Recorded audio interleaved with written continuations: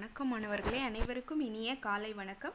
நம்ம இன்றைக்கு இந்த காணொளி மூலமாக என்ன பார்க்க போகிறோம் அப்படின்னா, 8ஆம் வகுப்பு தமிழ் இயல் 5ல் இருக்கக்கூடிய நாட்டுப்புற கைவினை கலைகள் அதனுடைய பயிற்சி வினாக்களை பற்றி பார்க்க போகிறோம். ஏற்கனவே நாட்டுப்புற கைவினை கலைகள் பாடத்தை பார்க்காதவங்க வீடியோவில் போய் பார்த்துக்கோங்க. இப்போ நம்ம பயிற்சி வினாக்களை பார்க்கலாம். பாடநூல் வினாக்கள். சரியான விடையை தேர்ந்தெடுத்து எழுதுக.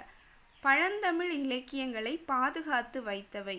கல்வெட்டுகள், செப்பேடுகள், பனையோலைகள், மண்பாண்டங்கள். பழந்தமிழ் இலக்கியங்களை பாதுகாத்து வைத்தவை பனையோலைகள். இதுதான் சரியான விடை. ரெண்டாவது பாருங்க, பானை டேஸ் ஒரு சிறந்த கலையாகும். பானையை வனைய தான் முடியும். பானை வனைதல் ஒரு சிறந்த கலையாகும். மட்டுமல்ல என்னும் சொல்லை பிரித்து எழுத கிடைப்பது. அதை எப்படி பிரிக்கணும்னா, மட்டும் கூட்டல் அல்ல. கயிறு கூட்டல் கட்டில் என்பதை சேர்த்து எழுத கிடைக்கும் சொல் கயிற்று கட்டில். கயிற்று இக்கு வரணும் இடையில, கயிற்று கட்டில். இந்த மாதிரி தான் எழுதணும். பின்வரும் சொற்களை சொற்றொடரில் அமைத்து எழுதுக. முழுவதும். பாடநூல் முழுவதும் வாசித்தால்தான் தெளிவு கிடைக்கும். முழுவதும் அதை அந்த வார்த்தையை பயன்படுத்தி நம்ம சொற்றொடர் அமைத்து எழுதணும். பாடநூல் முழுவதும் வாசித்தால்தான் தெளிவு கிடைக்கும். மட்டுமல்லாமல். ஏட்டுக்கல்வி மட்டுமல்லாமல் தொழிற்கல்வியும் கற்க வேண்டும். மட்டும் அல்லாமல், அது மட்டும் இல்லை, இன்னும் ஏதாவது கற்றுக்கொள்ள வேண்டும் அப்படி சொல்லியிருக்காங்க. ஏட்டுக்கல்வி மட்டுமல்லாமல் தொழிற்கல்வியும் கற்க வேண்டும். அழகுக்காக. பல அரங்குகளில் சுடுமண் சிற்பங்களை அழகுக்காக வைத்திருப்பார்கள். முன்பெல்லாம் மண்பாண்டங்களை அதிகம் பயன்படுத்தினார்கள். முன்பெல்லாம் மண்பாண்டங்களை அதிகம் பயன்படுத்தினார்கள். அடுத்தது குருவினா கொடுத்துருக்காங்க. எவற்றையெல்லாம் கைவினை கலைகள் என கூறுகிறோம். எவற்றையெல்லாம் கைவினை கலைகள் என கூறுகிறோம்னு பார்த்தோம்னா, மண் பொம்மைகள் செய்தல், மர பொம்மைகள் செய்தல், காகித பொம்மைகள் செய்தல், தஞ்சாவூர் தட்டு செய்தல், சந்தன மாலையும் ஏலக்காய் மாலையும் செய்தல், மாட்டு கொம்பினால் கலைப்பொருட்கள் செய்தல் ஆகியவற்றையெல்லாம் கைவினை கலைகள் என கூறுகிறோம். எவற்றையெல்லாம் கைவினை கலைகள் என கூறுகிறோம். கையால் செய்யக்கூடியது எல்லாமே கைவினை கலைகள். அப்படி பார்க்கும்போது மண் பொம்மைகள் செய்தல், மண்ணினாலான பொம்மைகள் செய்தல், மர பொம்மைகள் செய்தல், மரத்தினால பொம்மைகள் செய்தல், காகித பொம்மைகள் செய்தல், தஞ்சாவூர் தட்டு செய்தல், சந்தன மாலையும் ஏலக்காய் மாலையும் செய்தல், மாட்டு கொம்பினால் கலைப்பொருட்கள் செய்தல் ஆகியவற்றையெல்லாம் கைவினை கலைகள் என கூறுகிறோம். அடுத்தது மண்பாண்டம், சுடுமண் சிற்பம். ஒப்பிடுக. இந்த ரெண்டையும் ஒப்பிட்டு சொல்லணும். மண்பாண்டம்.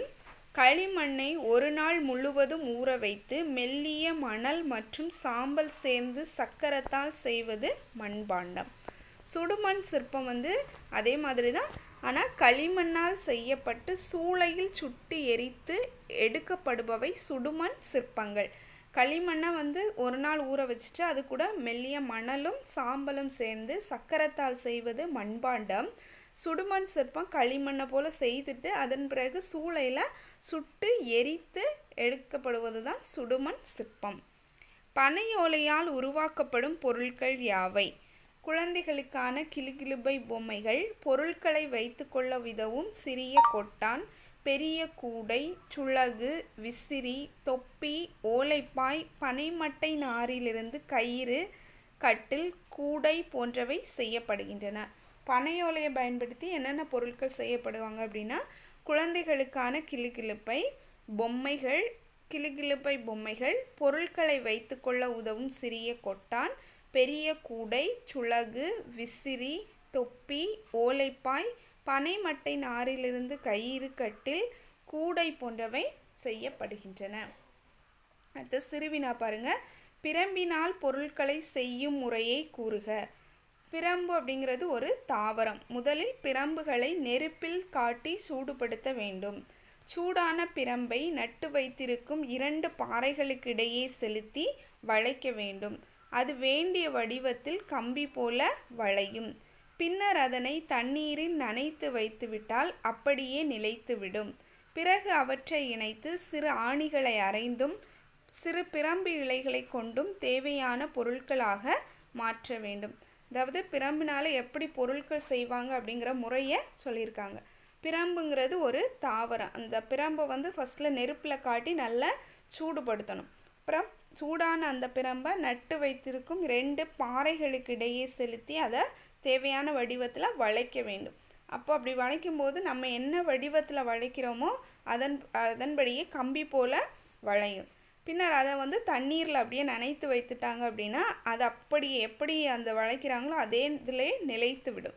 பிறகு அவற்றை சிறு ஆணிகளை அரைந்தும் சிறு பிரம்பு இலைகளை கொண்டு கட்டியும் தேவையான பொருட்களாக மாற்றுவாங்க. மூங்கிலால் செய்யப்படும் பொருட்கள் குறித்து எழுதுக. ஃபஸ்ட்டு பிரம்பு பார்த்தோம், அடுத்தது மூங்கில். மட்டக்கூடை, தட்டுக்கூடை, கூடை, முறம், ஏணி, சதுரத்தட்டி, கூரைத்தட்டி, தெருக்கூட்டும் துடைப்பம், மாடுகளுக்கான மூஞ்சிப்பெட்டி, பழக்கூடை, பூக்கூடை, பூத்தட்டு, கட்டில், புல்லாங்குழல், புட்டுக்குழாய், கால்நடைகளுக்கு மருந்து புகட்டும் குழாய், தொட்டில், பாடை ஆகியவை அனைத்தும் மூங்கிலால் செய்யப்படும் பொருட்கள் ஆகும். அதாவது மூங்கில்னால கூடை வகைகள் மட்டக்கூடை, தட்டுக்கூடை, கூடை, முறம், ஏணி, சதுரத்தட்டி, கூரைத்தட்டி, அப்புறம் தெருக்கூட்டக்கூடிய துடைப்பம், மாடுகளுக்கான மூஞ்சிப்பெட்டி, பழக்கூடை, பூக்கூடை, பூத்தட்டு, கட்டில், புல்லாங்குழல், புட்டுக்குழாய், கால்நடைகளுக்கு மருந்து புகட்டும் குழாய், தொட்டில், பாடை ஆகிய அனைத்துமே இந்த மூங்கில்னால் செய்யக்கூடிய பொருட்கள் ஆகும். அப்புறம் நெடுவினா இதை வந்து கொஞ்சம் விரிவாக எழுதணும். தமிழக கைவினை கலைகள் பற்றிய செய்திகளை தொகுத்து எழுதுக. மண்பாண்ட கலை.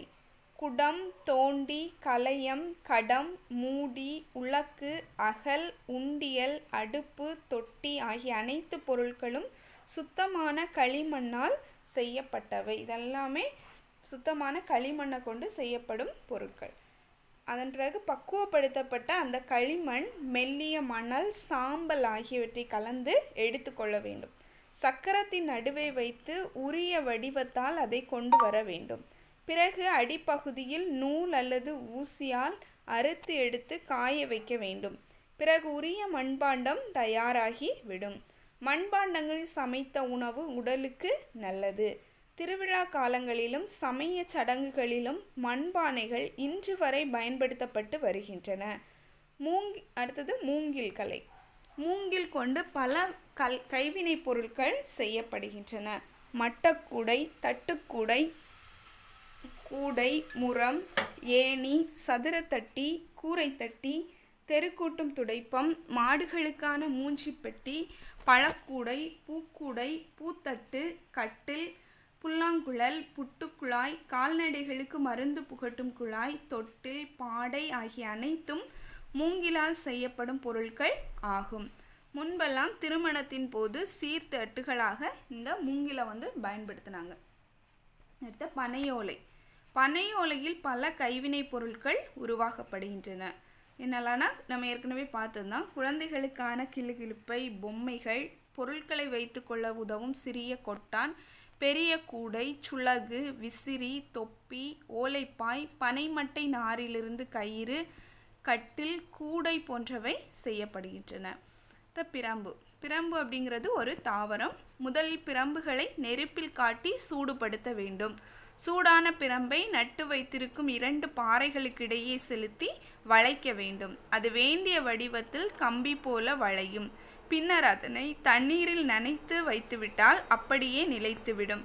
பிறகு அவற்றை இணைத்து சிறு ஆணிகளை அரைந்தும் சிறு பிரம்பு இலைகளை கொண்டு கூட்டியும் தேவையான பொருட்களாக மாற்ற வேண்டும்.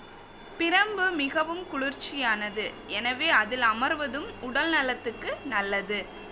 மேலும் பிரம்பு பொருள் வீட்டிற்கு அழகையும் கொடுக்கும்.